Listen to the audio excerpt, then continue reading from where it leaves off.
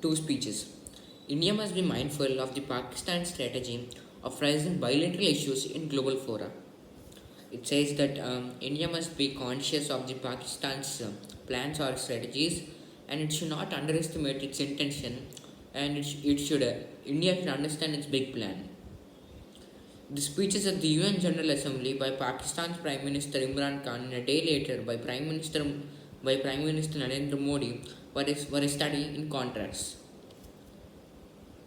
So the Prime Minister of Pakistan Imran Khan have given a speech had given a speech in the UN General Assembly, and after one day the Prime Minister of India Narendra Modi had also given a speech.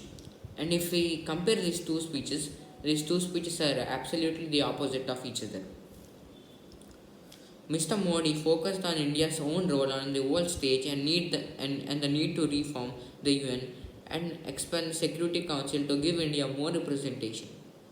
Um, so, so in India's Prime Minister Narendra Modi, he mostly focused on India, and he said that India should be provided with good security and so on.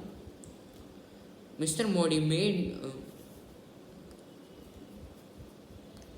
Mr. Khan focused less time on Pakistan, launching a broadside against India.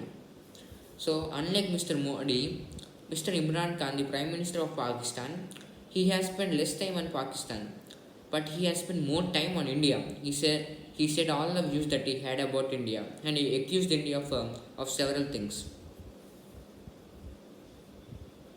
Mr. Modi made no reference to Pakistan and spoke about the terrorism only in the broader terms. Unlike Mr. Imran Khan, Modi only spoke about terrorism, but not about Pakistan. He did not mention the word Pakistan. He just talked about the overall terrorism situation in the world. A reply to Mr. Khan's speech was left to an Indian diplomat who described it as an incessant rant and lies, misinformation and warmongering. So after listening the speech given by Mr. Imran Khan, an Indian representative at UN, he replied to that speech saying that that speech is full of it is full of wrong information. It is this speech purpose is purposefully against India.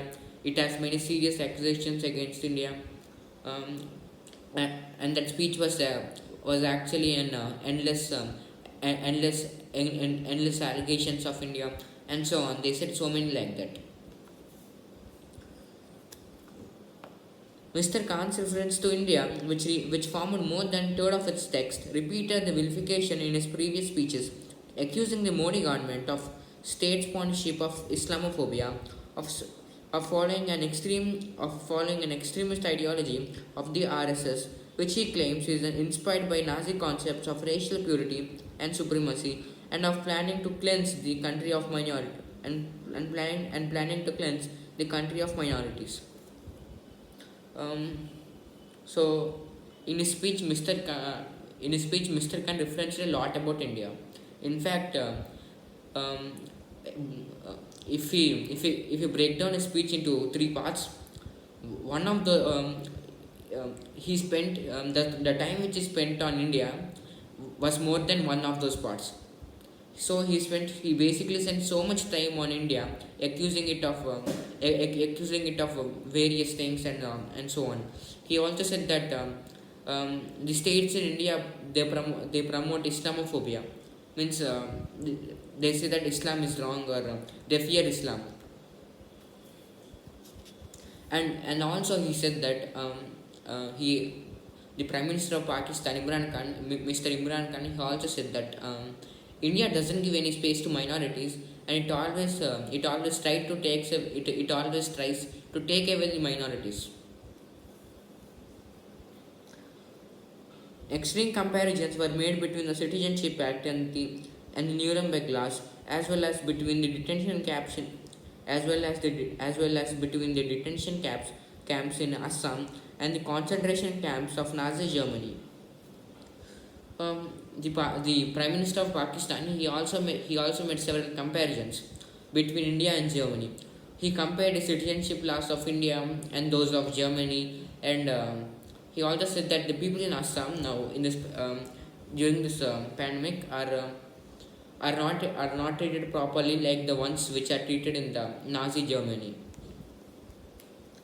Next, he launched into a diatribe on Jammu and Kashmir, more or less mirroring his speech last year, which included accusations that the government's moves to dilute Article 370 and recognize J&K state into the Union territories were akin to a final solution of genocide. And next, he spoke about Jammu and Kashmir. And while speaking about Jammu and Kashmir, he was very angry and he was literally shouting everything. So the thing which he particularly mentioned was that he mentioned the same thing even the last year. I mean, the last time when he gave speech and the last time when he gave speech, he's mentioning this thing every time. He's mentioning one thing about Jammu and Kashmir, and about India every time. Uh, he said that India is trying to dilute the Article 370. Means it is trying to actually take away the Article 370.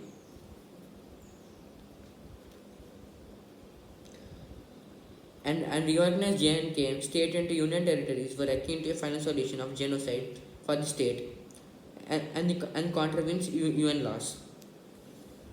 He also says that the Jammu and Kashmir should be reorganized into union territories. But what India is doing is similar to a final solution, which is genocide. Um, Genocide means a mass murder of people. So he says that what India is doing will lead to genocide of the state. He concluded with a reference to LOC tensions, where ceasefire violations have risen, ending on an exaggerated note that referred to Kashmir as a nuclear flashpoint. So while he was ending his speech, he spoke more about the border fights in the place of Kashmir, and he also called the state of Kashmir, Jammu and Kashmir, as a nuclear flashpoint. Mr. Khan's speech can be easily countered and dismissed as the government has. Pakistan's own record on minorities, including its own laws that even prevent minorities from holding high office, completely demolished Pakistan's credentials to attack India, which is constitutionally declared secular democracy. So in the first pair until now we read what did Mr. Imran Khan say about India and what are his accusations. So now the author says that Mr. Imran Khan is saying so much about India, um, but state of Pakistan itself is so awful because it doesn't even give the minorities high offices. Means it doesn't provide them equal chances with the majority, and it does so many things wrong. And also another important point is that India is actually it has a secular government. Means it's the wish of the people to choose their preferred religion. They can choose anything. Mr. Khan's accusations of Indian state terrorism come even as this country faces a decisive movement at the Financial Action Task Force in October, where Pakistan has been kept on a grey list since June 2018. So the second thing is that Mr. Imran Khan also told about the Indian terrorism. So when he's telling about the Indian terrorism, he should check about the Pakistan's terrorism, because Pakistan has been on the grey list since 2019, and India has never been there. His accusations on the reorganization of Jammu and Kashmir and of attempting demographic changes are equally strange. Even Pakistan has itself just declared the Gilgit Baltistan a province, and has carried out the resettlement of non Kashmiris in Pakistan occupied Kashmir for decades. And the third topic is that when Mr. Imran Khan spoke about the when he spoke about the situation of Jammu and Kashmir in India, he didn't. There were many similar problems even in Pakistan. They were even more. Those problems in Pakistan were even more complicated. But he just referred to India without seeing his own situations. Even if some of the concerns that were raised by Mr. Khan are also being debated inside India, sans the over dramatic over dramatic characterizations, they are certainly not within the purview of another country and not a legitimate subject for his address at the UN. So even some of the points which were raised by Mr. Khan are currently right now are being debated in India, but they don't involve they don't involve that much drama. They are certainly not within the purview of another country and not and even though whatever Mr. Imran Khan said, all his content or all his matter in his speech, it does it is not supposed to be said somewhere in the UN. He can have it as an opinion, but saying it at the UN is not right. I mean, it's the his speech does not deserve to be at UN. While India can safely disregard his barbs, it must not underestimate their intent as a part of a longer strategy to consistently hurl these allegations against India in hope that some of it will stick. So the first thing which India should do is that it should completely ignore the sentences of Mr. Imran Khan. And the second thing is that at the same time they should not underestimate them.